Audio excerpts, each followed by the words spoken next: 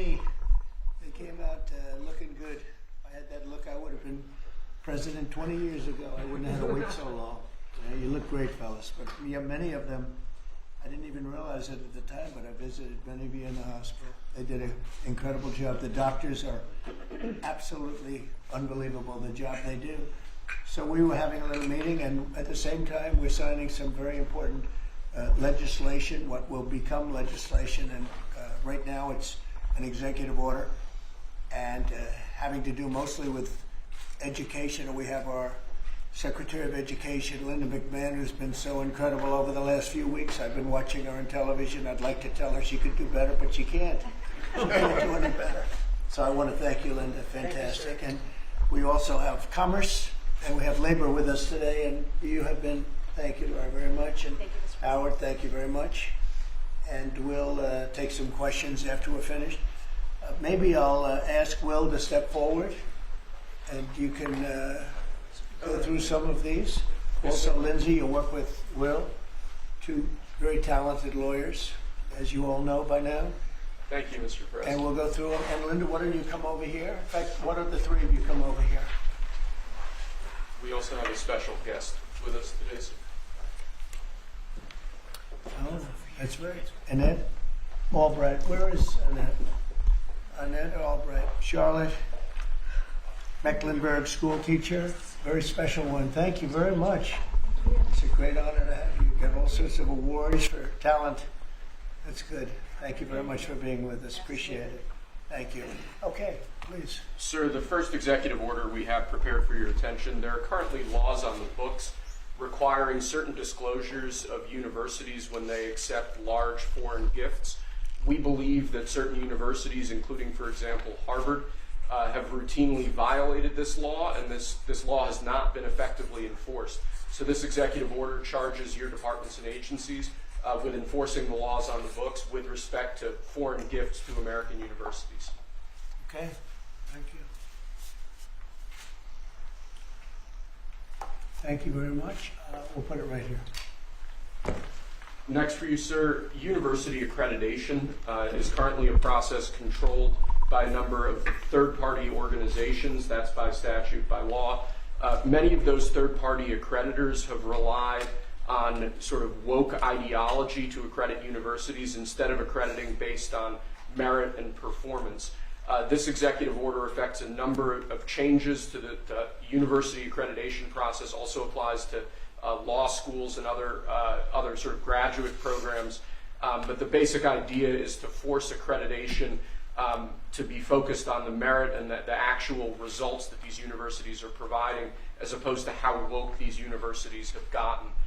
So we're setting up new accreditation pathways. We're charging the Department of Education to really look holistically at this accreditation mess and hopefully make it much better. Will we look into the past people that they've taken? For instance, I hear all about certain great schools, and then we read where they're going to teach people basic math that we can all do very easily, but they can't do. They're going to the top school, and they come out with a program of teaching basic math to somebody that got into a Harvard or a Princeton or a Yale. Is that part of this? When universities are not performing appropriately, whether that's in admissions or whether that's in their actual instructional activities, that's certainly something that accreditors should be considering, that right now we believe they're not doing a good enough job of, and I think Secretary McMahon could probably speak to that better than I could. So they're allowing people into school that can't do math, and yet kids who've worked really hard and number one in their class in a high school someplace in New Jersey or in Mississippi, they can't get into the best schools. What is that all about? Yeah, and I think that gets to your policy, sir, of meritocracy, that we should be looking at those who have real merit to get in, and we have to look harder at those universities that aren't enforcing that. Okay, thank you. And this pretty much does it, right? Yes, sir. Thank you.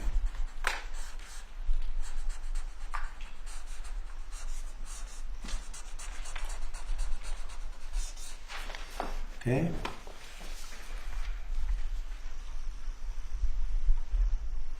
Thank you. Sir, during your first administration, you made promoting historically black colleges and universities, HBCUs, a major priority. This executive order takes existing law on HBCUs and brings it into effect. We're going to be setting up a White House initiative on HBCUs. The basic idea here is making sure that every aspect of your administration is working to ensure that HBCUs are able to do their job as effectively and as efficiently as possible.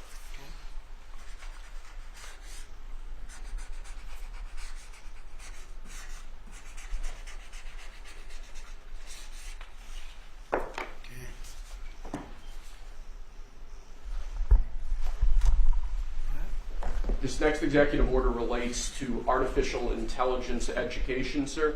You've obviously done a lot in the artificial intelligence space already. The basic idea of this executive order is to ensure that we properly train the workforce of the future by ensuring that school children, young Americans are adequately trained in AI tools so that they can be competitive in the economy years from now into the future as AI becomes a bigger and bigger deal. That's a big deal because AI is where it seems to be at. We have literally trillions of dollars being invested in AI. And somebody today, a very smart person, said that AI is the way to the future. I don't know if that's right or not, but certainly very smart people are investing in it heavily.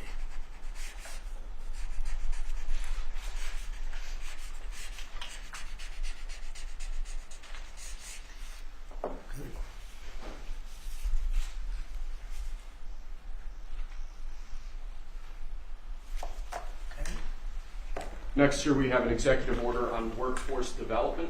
This executive order is going to charge numerous departments and agencies within the government to reshape the way that we do workforce development. One example from the executive order, for instance, we're looking to get the total number of apprenticeships, new apprenticeships, up to 1 million in the country to ensure that in critical jobs areas, in areas where we currently don't have enough trained workers, that we're recreating that pipeline to ensure that, particularly as we onshore industrial jobs and new industries, that those industries have the workforce they need to be competitive globally. Right. Very important. And this is the EO that we're all here working together. And in a way, this is like a training center, right, for what we're trying to do, which is jobs and great salaries. These are great salaries, too. Right, it's exactly. So all those factories that you're bringing in because of your trade policy, we're going to train people in trade craft, bring back trade craft to America so that people can work in these factories with great paying jobs, and we're going to train them, and we're going to remake the American dream for all these people. We're working together. That's right. Right, Lori? Absolutely. This plays right into America at Work Tour, which I have kicked off. We will work with our state partners and work with our businesses to see exactly who they need in that workforce, and we will skill and upskill these apprentices so they can get right to work and get in the field and build back this economy for exactly living the American dream. Yeah. Thank you, sir. Thank you, Mr. President. Next, sir, we have an executive order on school discipline policies.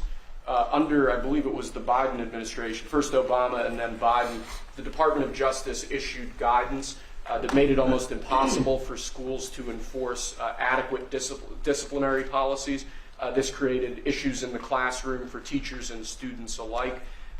Basically, they focused on CRT and sort of diversity ideology instead of actually just enforcing the rules in classrooms to ensure a safe learning environment. This executive order revokes that prior guidance and puts us back in a place where hopefully the Department of Education can focus on education and teachers can focus on teaching in a safe environment. And this was important for you, Linda, as I understand it. Yeah, absolutely, because it gives teachers the authority now to have discipline in their classroom and discipline the person who is being disruptive. We took that away.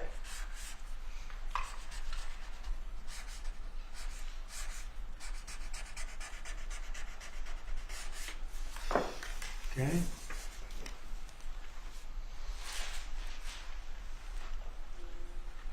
Thanks. You, Linda, you should hold that. Lastly, sir, we have an executive order on disparate impact theory. This is a theory that underlies a lot of the modern DEI and CRT-driven diversity culture. The basic idea here is instructing your departments and agencies to no longer rely on disparate impact theory as they're regulating, as they're issuing guidance, as they're making rules. We want to focus on results. We want to focus on actual fairness. We want to focus on merit, not things like disparate impact theory and the whole sort of diversity, equity, and inclusion cult. It's getting out of that, huh? Yes, sir. After being in that jungle for a long time.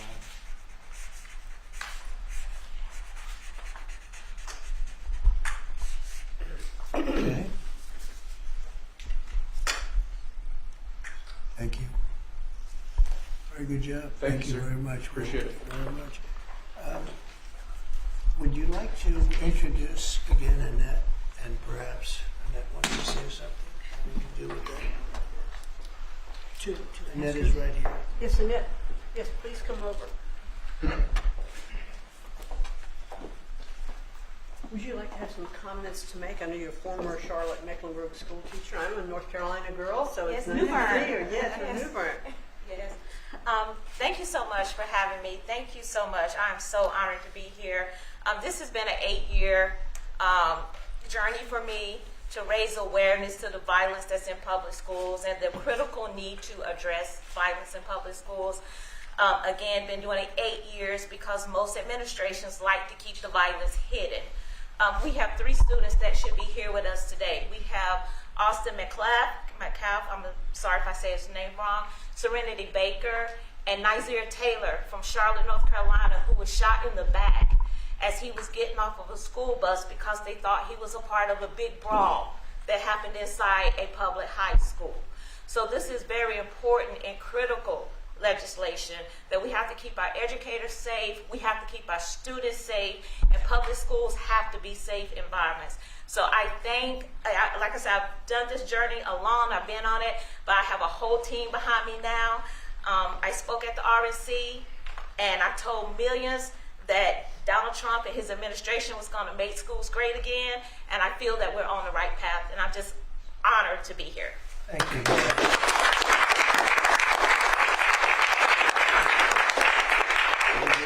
To our great vets that are with us, and is it okay if I give her one? What do you think? Thank you so much. I appreciate it. Thank Very you. much. Thank you. What an honor. Great job. Could I ask Sarah to speak? Gerardo? Yes, sir. Thank you. Tell Thank us a you. little bit about these great gentlemen. These heroes, Mr. President, are extraordinary. This is my husband, Michael, and so many of our dear, dear friends who are here today.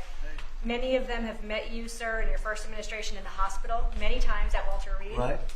And they've had long recoveries. Tomorrow, for my husband, marks 15 years since he was wounded in Afghanistan. Wow. And on that day, about 6 years ago, he had his 120th surgery post-Afghanistan. wow. And you came to see him at Walter Reed, and so many others. And we saw great reform in the VA. Access, same-day access to prosthetics, mental health care, and we know that that is back. We're going to, these gentlemen were saying, Alex here earlier was saying, in the last few years when he's gone to get a wheelchair, the VA has asked him, this gentleman, they've asked him to prove that he still has his injuries, as though maybe his limbs would grow back. And they unfortunately did not. Yes, and we've seen that many times. And so we're excited for you bringing back the VA Accountability, Mission Act, Community Care, that were the hallmark of your first term. And we're so excited, sir, to be here. We're honored to be here. And thank you for all you do for our nation's heroes. Thank you. Who's that picture on there? That is Joe Biden, and it says, "Let's go, Brandon." I'm saying, what was that picture? That's great. I told him he wasn't allowed to ask you to That's sign good. it. That's very good. Well, thank you all very much. Would you like to say anything, fellas? There's a big chance you have a lot of good people watching that believe in you. They happen to be the media, but they believe very much in you like I do. Anybody? Mr. President, we're very happy with the energy that this administration is bringing, and it's an administration that does what it promises, and so we're behind you. We believe in you, and I think we all love you. We're going to speak for everybody. Thank you very much. And I'm going to get you a better hat. Say a better hat. That's a good one. That was the original. It was. That means he was there. I've been wearing it before it was cool. That's right. That's an early one. We'll save that one though, right? Yes, Mr. President. Thank you. Anybody, please? I'd like to say. Yeah. Oh, go ahead. I was just going to say thank you for loving America, sir. Thank you very Thank much. you so much. Very nice. Thank you very much. True. Thank you. Sort of Bennett just spoke, saved Michael Broder's life. And of course, he goes immediately to say thank you, as he was the one that saved Michael Broder, put him on the helicopter, and got him there, selflessness Sean of these Chestnut. men is unspeakable. Thank you. That's great. See ya. Yeah, he's alive because of that man right here.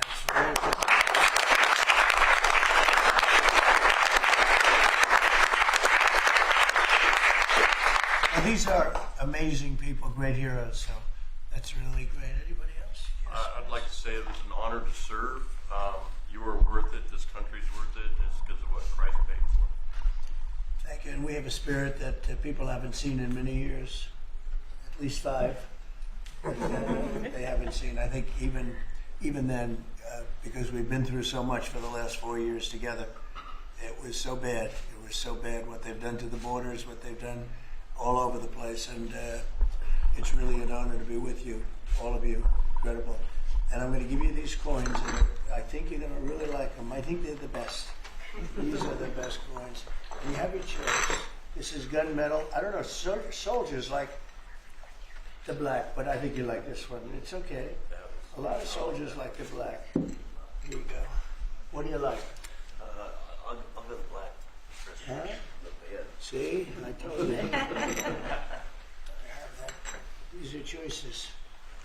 I'll take a black one, sir. Okay, look at this. Oh, that rarely happens. You're different, huh? Take a black one, sir. Oh, There you go. that's great. Call the military.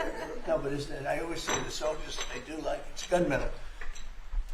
What do we like here? That's what I heard. That it was I gonna think be. the Trump gold is I'm giving him 2. We have 3 girls. One They're for going to this fight. one right here. We'll get another one. Okay. This is actually fun. I'll take the gold, Mr. President. Okay. I thought you were going to take that gold. Okay. Gold one, sir. Okay. You got it. I had an opportunity to sail across the Gulf of America 2 days after you named it right. Oh, wow. It's been an honor.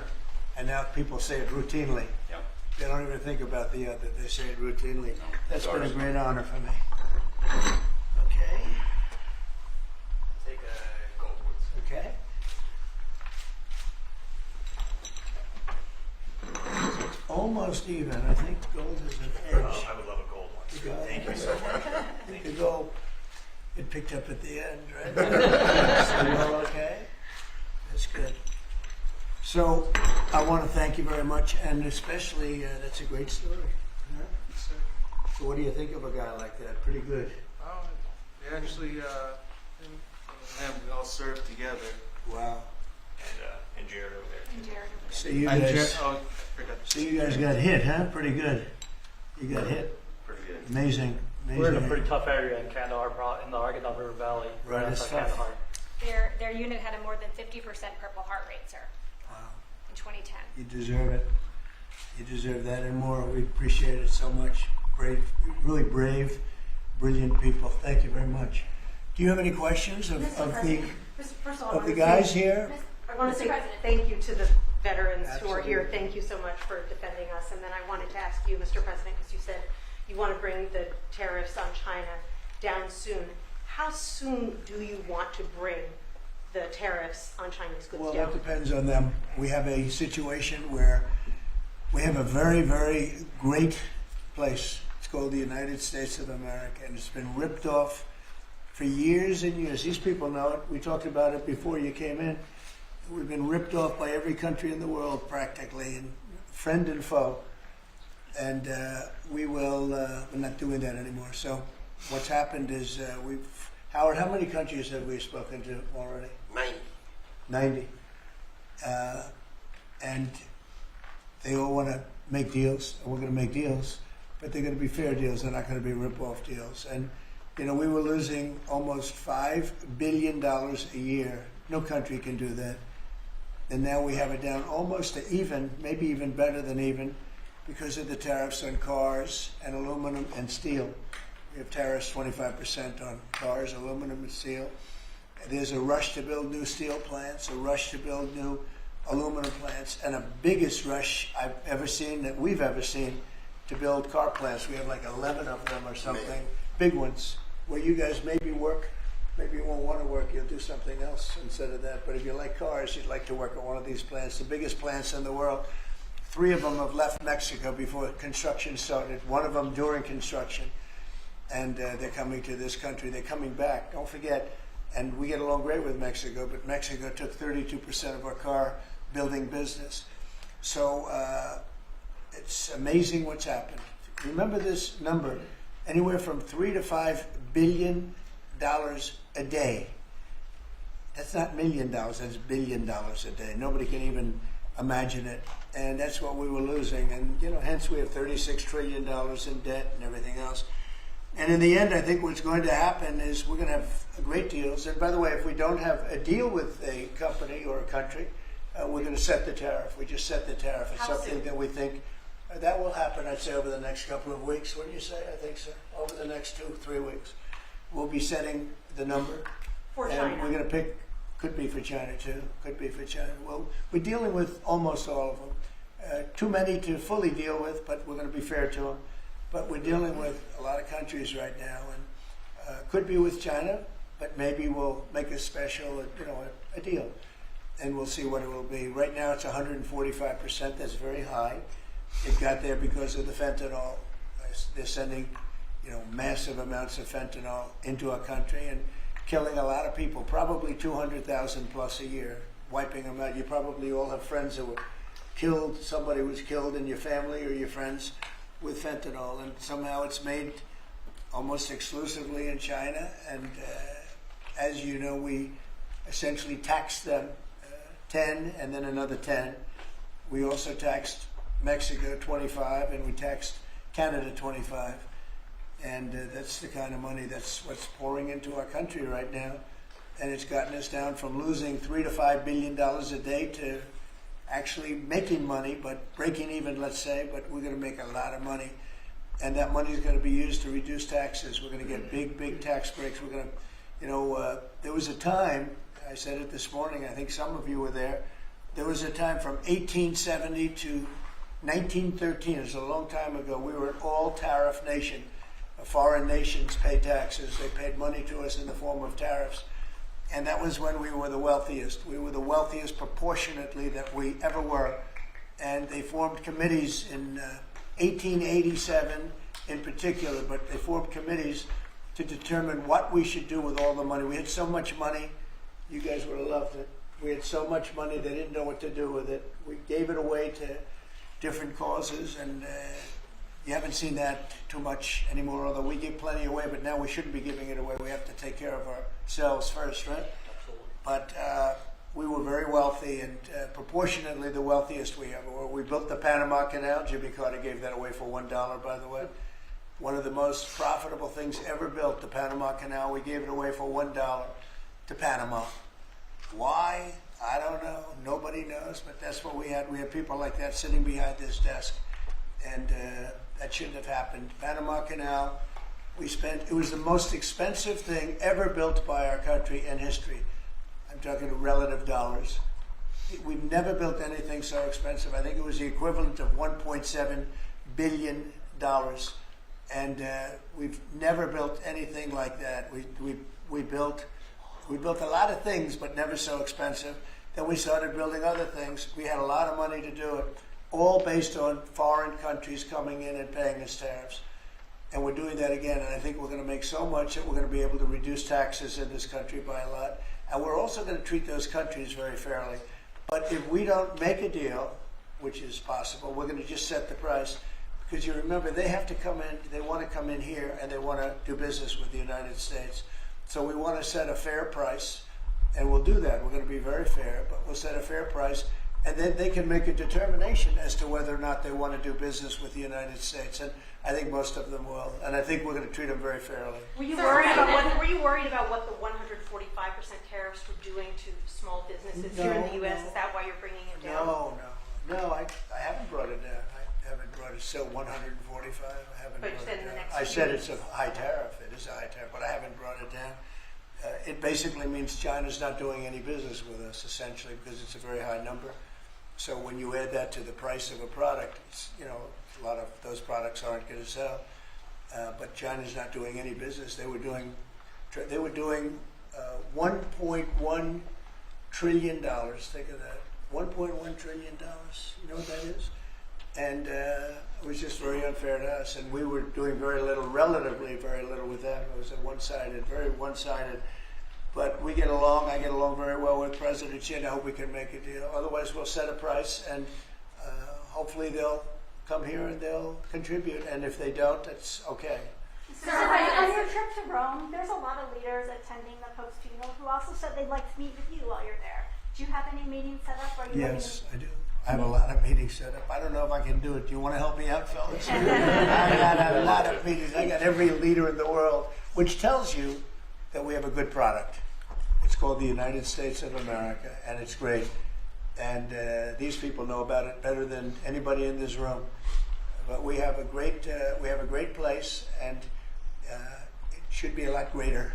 And that's what we're going to do. We're going to make it greater than ever before. It's very simple. Who are you going to be meeting with, President Zelensky? Well, I have a lot of meetings set up. Yeah.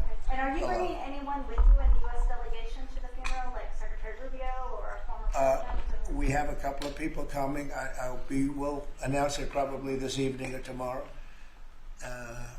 First Lady's going, and some people are coming with me from staff.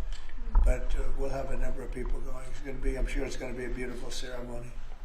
I had one on Ukraine, but I wanted to ask you one about veterans since they are here today, and thank you for your service and sacrifice. I wanted to ask you about the cuts that have been made, including with the VA. Can you assure that veterans like these men here, those that have been suffering from mental health issues or burn pits, for example, will be taken care of even very with the much cuts? so. In fact, they will tell you it's been better with me than any president in history. We had a 92% approval rating, which is unheard of, up 50 points from the previous administration in my first 4 years, and we're doing better now. And in fact, now they have something to call in doctor stuff where it's really become, modernized and great, where you don't have to go and travel sometimes long distances to get to a clinic or get to the VA.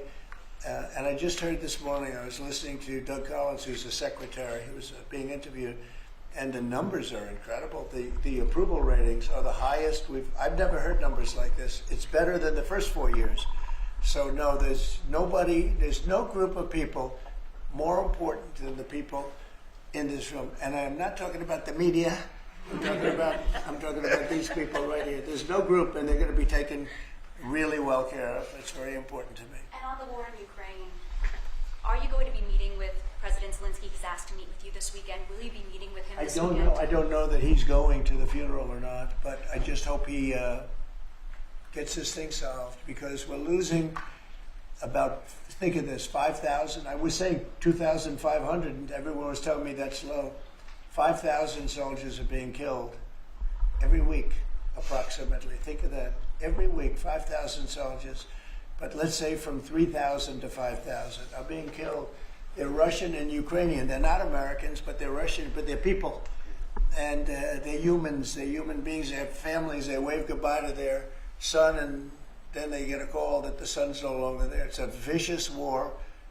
And if I can help solve it, we're not losing our soldiers, but we're losing soldiers, a lot of people. And if I can solve it because of a certain ability, that would be great. And if it doesn't happen, I will say that I think Russia is ready, and a lot of people said Russia wanted to go for the whole thing. And I think we have a deal with Russia. We have to get a deal with Zelensky, and I hope that Zelensky, I thought it might be easier to deal with Zelensky. So far it's been harder, but that's okay. It's all right. Have you had But I think we have a deal with both. I hope they do it, because I'm looking to save. And, we spend a lot of money, but this is about a lot of humanity. This is the worst. I get the pictures, the satellite pictures. I've never seen anything like it of the fields after some of these battles. It's horrible that it's going for nothing. We would have never had this problem. You would have never had that war if I were president. I guarantee you that. And for 4 years, you didn't have it. Are you going to meet with Vladimir Putin? Please. Are you going to meet with Vladimir Putin? I will be meeting with in Saudi Arabia? It's possible, but most likely not. I think we'll meet with him shortly thereafter. What is Mr. Wickoff going to present to the Federal Reserve Chairman Jerome Powell, during the Biden administration in the campaign, with inflation raging, he lowered interest rates 2 times. Now, with 2 consecutive months of inflation being down, all economic theory you learn in the 8th grade says it's time to cut rates when inflation is down. He's not done that. Have you had any direct conversation with him? No, I haven't, about being able to called do him. I might call him. I haven't called him, but I believe he's making a mistake by not lowering interest rates. And I think as well as we're doing, we'd do much better. He's keeping rates too high. He historically has been late, except when it came to Biden. He was recommended by a certain person that I'm not particularly happy with, but he will hopefully do the right thing. The right thing is to lower interest rates, so we'll see what happens. I think we're sitting on something that's going to be very good with all the tariff money starting to come in. Our country's going to be doing really well, and hopefully he'll be. We don't have inflation. Groceries are down. When I first came in, people were there. They hit me with the first day that I was president. Somebody started screaming at me that eggs are up. I said, I just got here. And in the first week, they were going crazy. You remember that, Linda? Yes. They were going crazy. They're saying, egg prices are too. I said, I'm here for 1 week. Just leave me alone. This is the fake news media. And I said, what can I tell you? But Brooke Rollins, our Secretary of Agriculture, and a group working with her have done an amazing job. And egg prices have gone down 87%. Energy now is down $65 a barrel. They have some energy selling gasoline for less than $2 in a couple of states. Alabama, a couple of great states, but all over the country, it's way down from what it was 6 months ago, 3 months ago. And that has a lot to do with the war. When Biden allowed energy to skyrocket, it just skyrocketed. It was out of control. Russia made a lot more money because they make their money on energy. And I kept saying, he supposedly wants to end the war, but he lets energy go out of control. Well, I've gotten it. We are drilling like crazy right now, and we have it down to $65 a barrel. It went up to almost $100 a barrel. And at that number, Putin and Russia made a lot of money. So I think one of the reasons, I think he has a certain respect for me. But one of the big reasons is oil prices are down. I think this is a good time to get the war settled. Thank you. Just one more question. Thank you for that question. For those of us that live here in the district, you said when you came in you were going to make Washington, D.C. great again. Right. One of the issues we've got right now is we understand there might be an imminent deal between the owner of the Washington football team, whatever you want to call them now, Commanders, and locally in getting the Redskins back to D.C. and RFK Stadium. That's on federal property. Right. Are you going to be involved in that negotiation? Yeah. And would one of the stipulations be they change their name back to the Redskins? Oh, I see. Well, that's a little bit. Nobody's asked me that one. Look, I think when the Indian population is a great part of this country, great heritage. And we were talking about Massapequa, Long Island, the Chiefs, they call themselves the Chiefs. Or the Kansas City Chiefs, they're not changing their name. A great team, great people, great owners, great coach and quarterback. I love the quarterback, like his girlfriend too, and his wife. His wife is great. She's been a big fan. His quarterback's mother is incredible. I like that team. They're called the Chiefs, and frankly, I see nothing wrong with it. They call them the Warriors, and not that team, but a lot of other teams, and all of these Indian surnames and different names. And I'm saying that I think that's a positive thing. And when you go back to Indians, they poll this. They don't know why these names are being taken off. They're trying to. I think it's degrading to the Indian population, and it's a great population, and they like when they're called by various names. Now, Washington. The Redskins, perhaps that's a little bit different, but I can tell you that I spoke to people of Indian heritage that love that name and they love that team, and I think it's I think it's a superior name to what they have right now, and it had heritage behind it, it had something special. But a lot of the names having to do with, different places, not just Indians, but I think they changed the name of the Cleveland Indians. Why would you take the name Indians off the Cleveland Indians? And now it's called the Cleveland something else. Guardians. Right? Guardians. It just doesn't make sense to me. So we're about bringing common sense back to this country. And it may be popular or unpopular what I'm saying, and I've just said to you. He's a nice guy. He got a lot out of me on this one, but I think most people agree with me. I think it really is demeaning to Indians. But to change the name of the Cleveland Indians, as an example, to the Cleveland Guardians is not the same, and I'm sure it has an impact on the team. Sir, thank you, sir. Elon Musk said he'll be stepping back from his work with Doge a little bit and only dedicating maybe a day or two a week to it. How long would you like to see that continue, and how involved would you like to see him continue to be after? Well, first of all, I can't speak more highly about any individual. He's an incredible guy. He's a brilliant guy. He's a wonderful person. I've seen him with his family. I've seen him with a lot of his children. He's got a lot of children. He treats them good. He loves his children. But he's a brilliant guy, and he was a tremendous help, both in the campaign and in what he's done with Doge. And, you know, we're talking about almost $200 billion and rising fast, because many of the things that we were looking at are now being found out to be fact.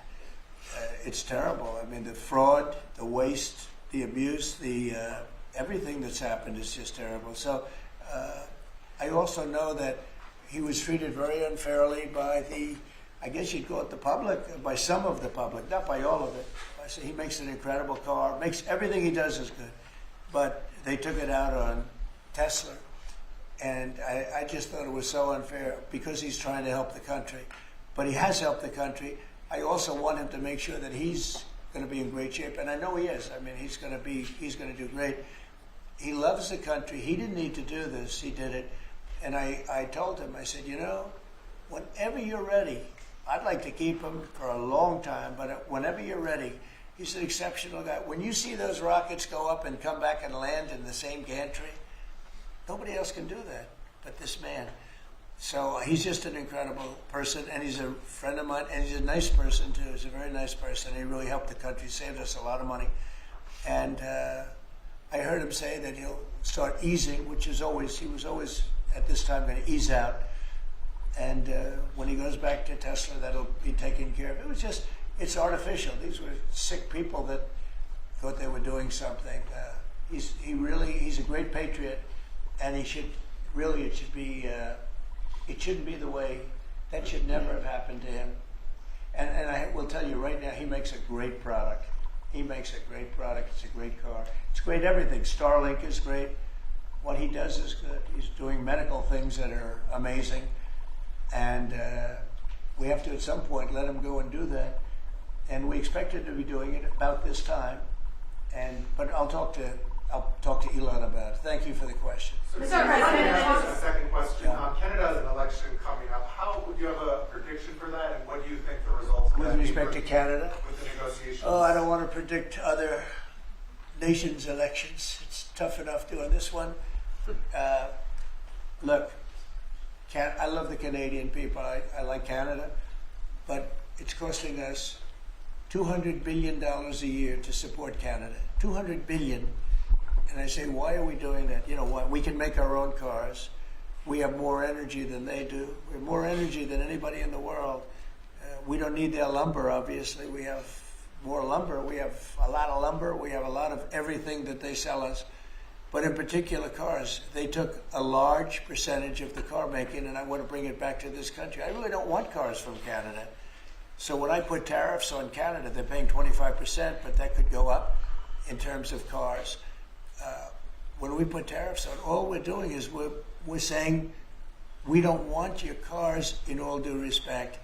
We want really to make our own cars, which is what we're doing in record numbers now. You know, we're going to be at record levels in a very near future because of all the plants, the car plants that are being built. And I'd rather see them made in Michigan and made in South Carolina and made in different states, Tennessee. We have a lot of great car-making states, and we have some that aren't car-making yet, but they will soon be car-making states. And that's what I want to see for our country. At the same time, I want to help Canada.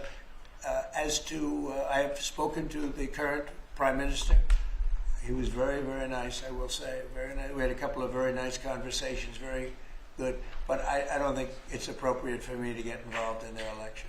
Mr. President, if I may, this deal that you have with Russia, does it include recognizing Russia's sovereignty over Crimea? Well, everything is good. Look, I just want to see the war end. I don't care. As long, if they're both happy, they both sign an agreement. I have no favorites. I don't want to have any favorites. I want to have a deal done. I want to save the lives. Now, with that being said, we're spending hundreds of billions of dollars through Biden. Biden should have never let that war happen. We're spending hundreds of billions, maybe $350 billion we've given to Ukraine. And we could use that money right here.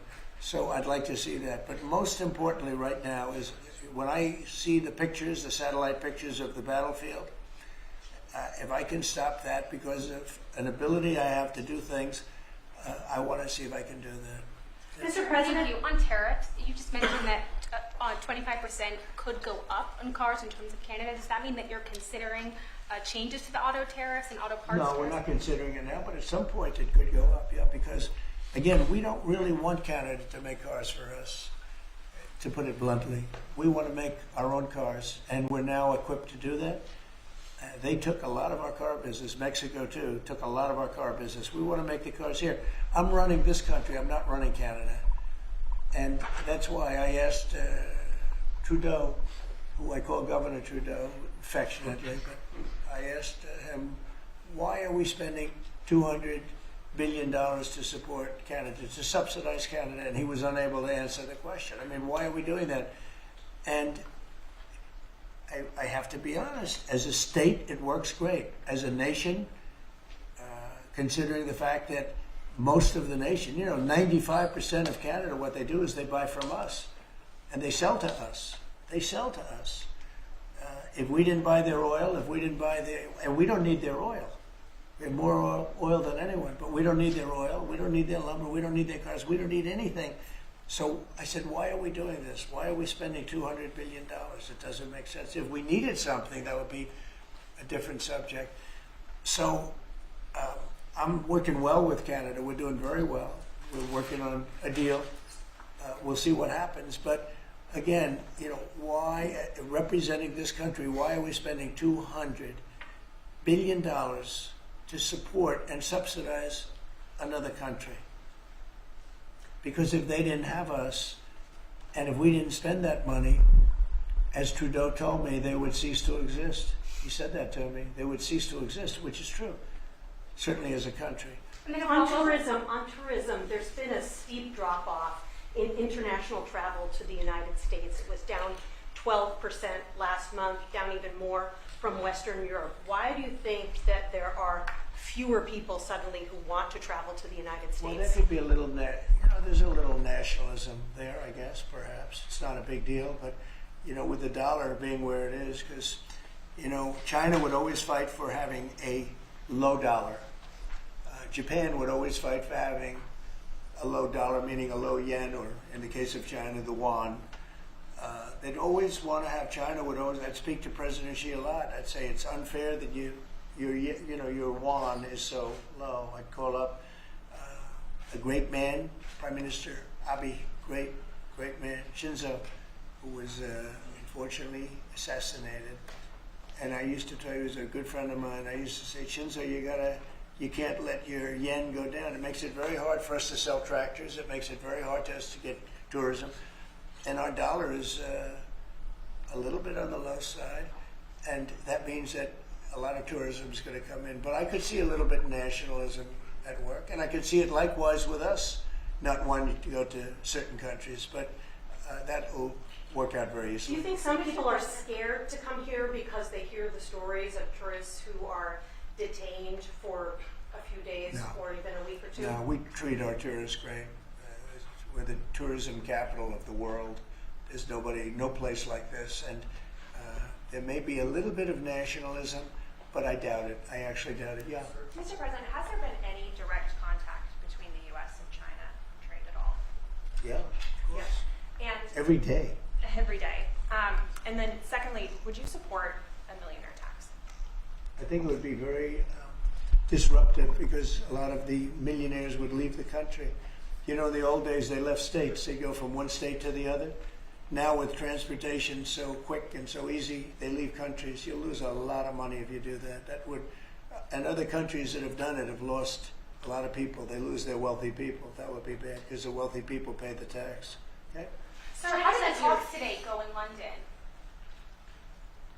Do you think that the asks from Ukraine and Europe I think they went well. I mean, we got to get two strong people, two smart people to agree.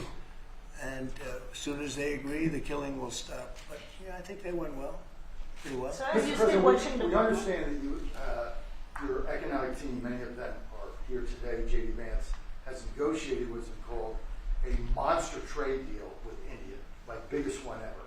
Can you share with us what some of the framework of that might be? You said England. India. India? India. Oh. Muslim. They're not very complicated, these deals. It's about the tariffs. India charges almost more than any other country in the world. And believe it or not, we do very little business with India, other than the fact that I like the Prime Minister very much. He's a friend of mine. He was here 2 weeks ago, as you know. And we stood right outside, did a news conference. Unfortunately, the grass was very wet. It was very hard for people to stand on the grass. They got their shoes all ruined. But other than that, it was a very good news conference. And he's a great guy. But we do very little business. You know why? Because their tariffs are so high. They have among the highest tariffs, higher than China. They have among the highest tariffs in the world. And I understand they're going to reduce those tariffs. But it's really sort of their problem, not ours. We do very, very little purchasing in India because and selling. We do very little selling. I mean, Harley Davidson, I said, how are you doing in India? This is about 6 years ago. They came to lunch as a great American company. They make the motorcycles. And I said, how are you doing in India, as an example? Well, we don't do any business there. Why? Because the tariffs are too high. I said, that's interesting. Well, what are you going to do? He said, well, we're going to build a plant in India. And that's what they did. I don't want that to happen. They were forced to build a plant. Well, essentially what we're doing is the same thing. Remember, there's no tariff when they build their plant here. And everybody wants to build because they don't want to. And the higher the tariffs go, the more likely it is they come in and build a plant. I mean, if it's 25%, that's fine. If it's 50%, you'll get more plants. 75, you get more. At 100, you get more than that. And they're all coming in at numbers that nobody's, I don't think, Howard, there's ever been numbers like we've seen. No. $7-8 trillion worth in 2 months. Because it took me a month to get started, in all fairness. But in 2 months, we did this, and now we're coming up on 100 days, first 100 days, and I think we're going to be close to $8 trillion. There was never any president that did even a tiny percentage of that. Okay, any other questions? Sure. What had a deal signed? One of the deals signed by your 100-day mark, and China is saying that we're threatening and blackmailing them into a deal. What would be your response? Well, I mean, China. Look, I have great relationships in China with President Xi in particular, but China has been charging us massive tariffs for many years. That's one of the reasons they were able to steal so many of our companies. They took our companies out of America, and they built their plants in China. And one of those things, so now we're reversing it, but at levels that nobody's ever seen before. No, we're going to get along great with China, I have no doubt about it. Thank you very much, everybody. Thank you, Russ. Thank you, Thank you. Russ. Thank you. Thank you. Thank you.